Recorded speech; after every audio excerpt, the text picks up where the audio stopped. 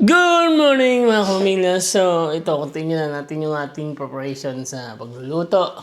At sila mamaya magde-decorate ng local or nung place, ng venue. So, ngayon ang oras nga ay 8:46. mag-alas 9 na.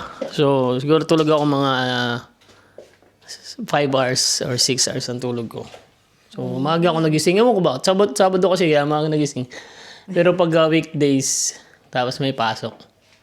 Kahit nag-alarm ka na, tapos papatay yung alarm mo, inaantok ka pa rin. Pero yun, weekends kasi. Weekends, walang gagawin. Kaya maaga nagising. Ewan ko bakit ganun. Baliktad ano. Ganun talaga. Pero anyway. Tamad magtrabaho. Joke lang. Hindi naman nakakaano. Siguro ganun lang yung yung gawa ng katawan natin. Yung design ng katawan. Pag wala kang gagawin kinabukasan, maaga ka nagigising. Kasi di ko alam kung bakit. Pero ngayon guys, yun, balik tayo. So ngayon ay magluluto na tayo. Simulan natin sa minudo. Ayan. Ito yung minudo. Magmiminudo na tayo. Simulan na tayo mag-start. So ito yung natin yung kutsang binagoongan.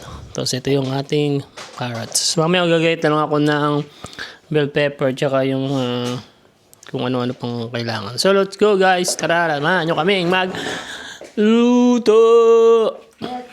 Let's go.